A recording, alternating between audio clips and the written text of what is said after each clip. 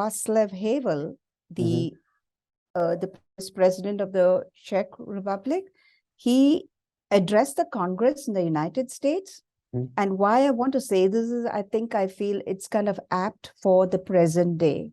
Okay. You know, what he said is only through worldwide revolution in human consciousness that we will be able to turn the world away from its present course towards annihilation.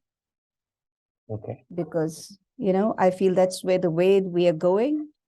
Look at the tragedies and natural disasters that are happening around us.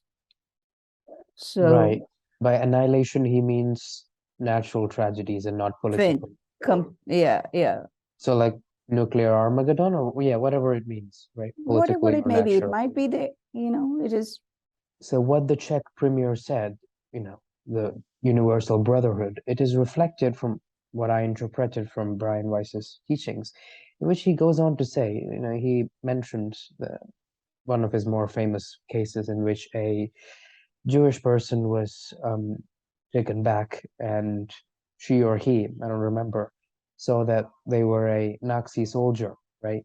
And from that, they were able to deduce that if you hate a group of people with passion during this life, then you end up being them in the next life. So what happened is that she was a Nazi, she became Jewish. So in this life, she hates the Arabs because of the Arab-Israeli conflict. And she was taken to the future, and she saw that she was a Muslim girl, you know, 50 years from now. So obviously in this life, she did not want to be a Muslim girl in the next life. So she saw that the cycle would keep on repeating and repeating, repeating, which is a reflection of the Hindu idea of the chakra of karma. So she learned to not hate the Arabs anymore, right? If you stop hating people, the cycle is broken, and then you are one step closer to the Buddhist concept of nirvana, Nirvana, yeah. or the Jewish concept of being one with Ein Sof, right? Being one with God, because as we said in the beginning of the podcast, in the Jewish theology, God himself can intervene and break the cycle of the Gilgul Neshamot, and either put you in an animal's body or maybe make an aliyah for your neshama to bring it up to the higher level, which Brian Weiss goes on to say or refer to as the masters. So that is ultimately what the Czech premier meant, because if you profess a universal love, right? Ahavat olam in Hebrew, if you universally love everyone, then there's no problem. All the problems become irrelevant, and you don't have to go through the endless chakras of reincarnation and suffering. You could just ascend.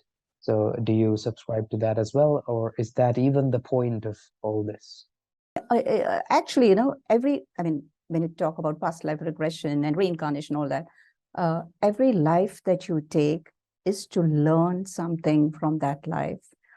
Qualities, tolerance, you know, patience, to love, you know, not to be, you know, not to be selfish. You know, there are certain qualities you learn.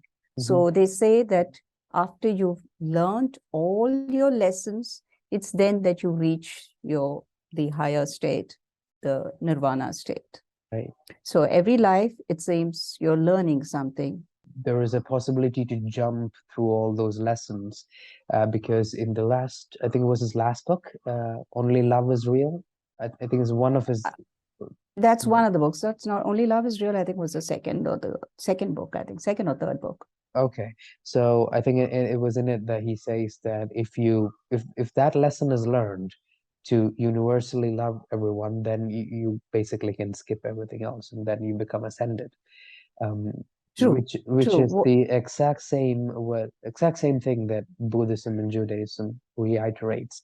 I don't know much about Buddhism, but in Judaism, it's quite really the point, right? Love your neighbor like you love yourself, and the rest of the Bible is just commentary. I think it was Rabbi Nachman of Breslov, or was it Rabbi Israel Baal Shem Tov, who was a mason as well. He was not just a rabbi, he was also a mason, so he used to construct buildings. So once he was constructing a wall, he was laying bricks on top of the other, and he was leaning up and he was standing on one leg and laying the bricks. And one peasant came to him and said, "Teach me the Torah." So standing Mm-hmm. on one leg, he looked at this person and said, in one leg, the entire conversation is in one leg. He says, love your neighbor like yourself. That's it. That's the Torah.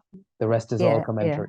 Go yeah, learn, right? yeah, And, yeah, and it yeah. goes on to say that if the entire Torah was lost, right, it was all burned and lost, but this single verse remained, love your neighbor like yourself, it is as if we have not lost the Torah at all, because that is enough, True.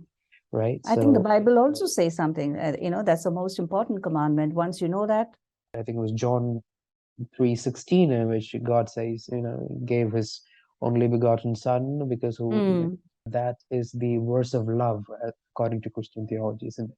There too, love is of paramount importance, I believe, because God so loved his only begotten son and he gave him up as a sacrifice. So there love comes into play as well.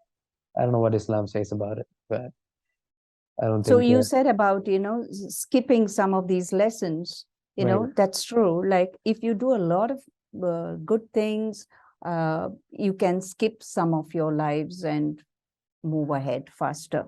right. Yeah. So basically building up good karma.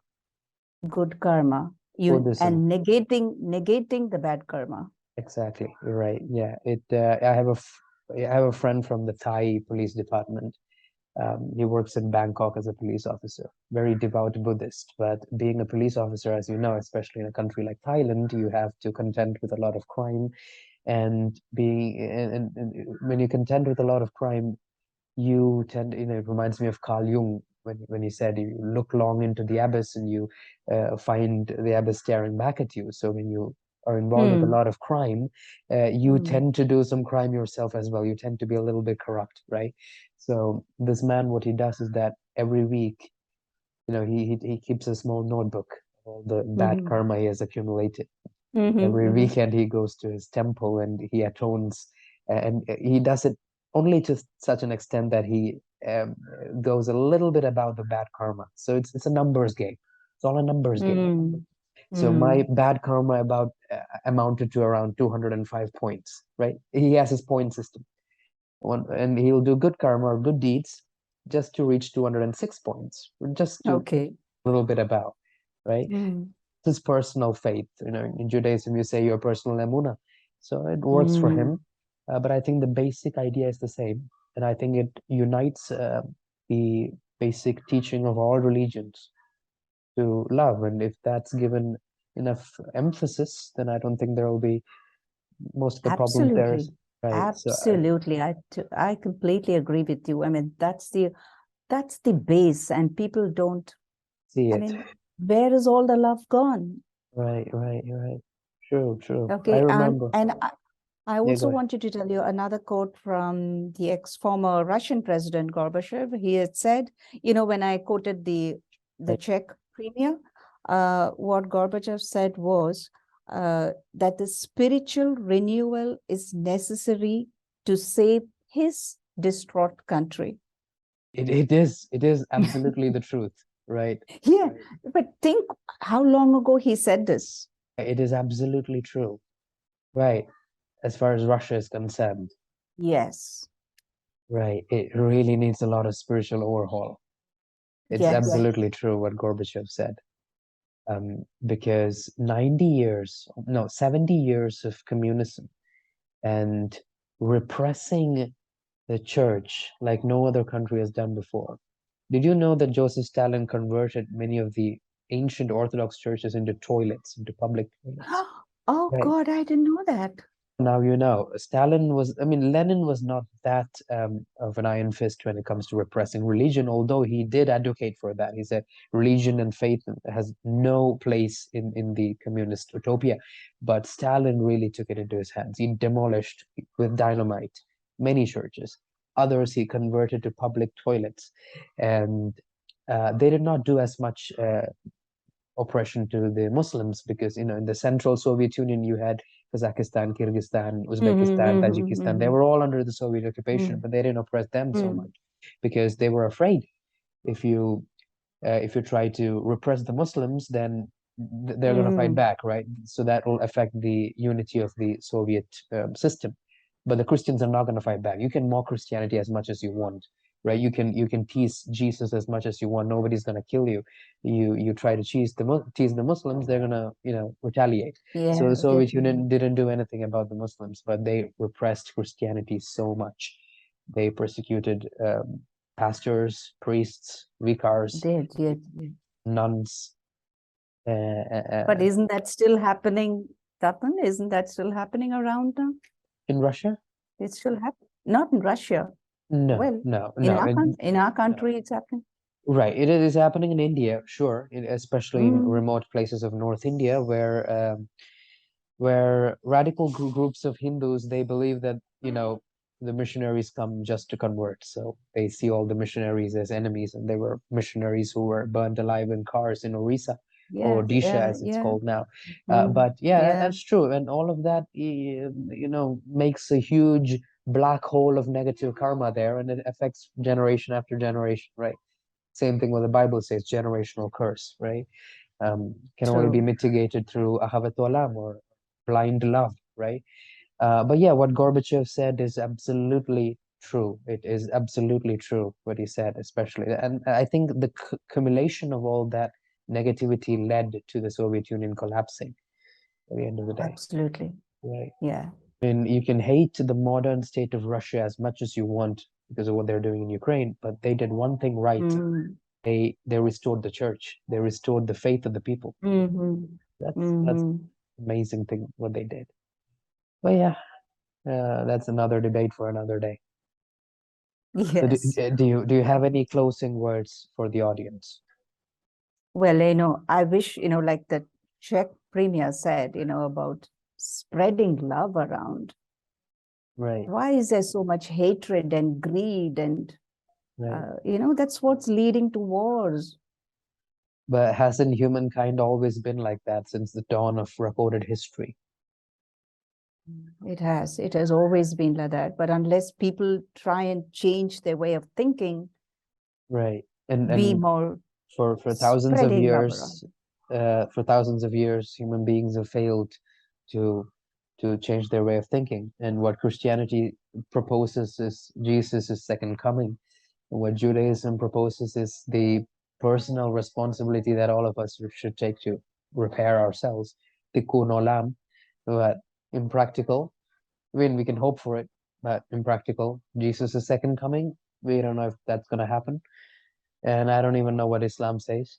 So I think taking into account all what the religions say, I think something tangible that what we can do is what Brian Weiss says about just blindly loving people, and taking care not to allow the suffering to continue.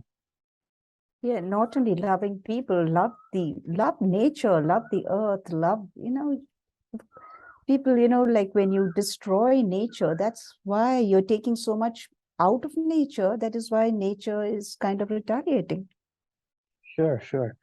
Well, we can only hope for a better future, and of course Yeah. do our small bit. Wonderful. Yes. Each one does do their small bit. Absolutely. Thank you so much, Anly, for that amazing I love conversation. Very enlightening indeed. We touched upon so many things. We touched upon theology, on religion, on psychology, on politics, on Cold War history, on communism. We touched on, oh my God, so many different things. It's a microcosm of ideas. I'm so happy to have someone it. as intelligent and um, ascended as you on my channel. Humbled. Thank you so much, Tapan, for having me, And not to and mention wish you gorgeous inside out. thank you. Wish you all the very best. Thank you. Your And future, your future. And I know you're doing a lot of good. I hope you continue to do that. And oh, I won't forget the Hebrew lessons you gave me. Who right. knows? You know something, Tapan? I think probably we were connected in some past life. Probably Has to you be. were I a mean, teacher. You must have been maybe. a teacher of I mean, mine. if all the theories of reincarnation and past life regression are correct, then I would say there's a huge chance of the two of us being connected in a past life, especially Yeah, because definitely. we encountered each other in this life in a synagogue. So Yeah. there has to be. Must have been a connection. But there must have been, because out of nowhere we met, and Right, you right. know, Must have been. I don't know how we kind of connected. Yeah, yeah. Could So be. Maybe we yeah, were samurais or feudal lords in feudal Japan, or maybe merchants in ancient Arabia, or traders in South America 400 years ago. Who knows, right? Maybe we who knows? can have a discussion on that after attending Brian Weiss's seminar.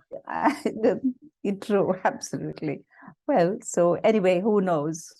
Indeed. Nobody knows, right? Well, no. Thank you so much. Okay. Much love to you, Thank you. Thank you. and I will see you soon. Bye. Hopefully, Thank you. yeah. Bye. Bye-bye. Bye-bye. Bye-bye.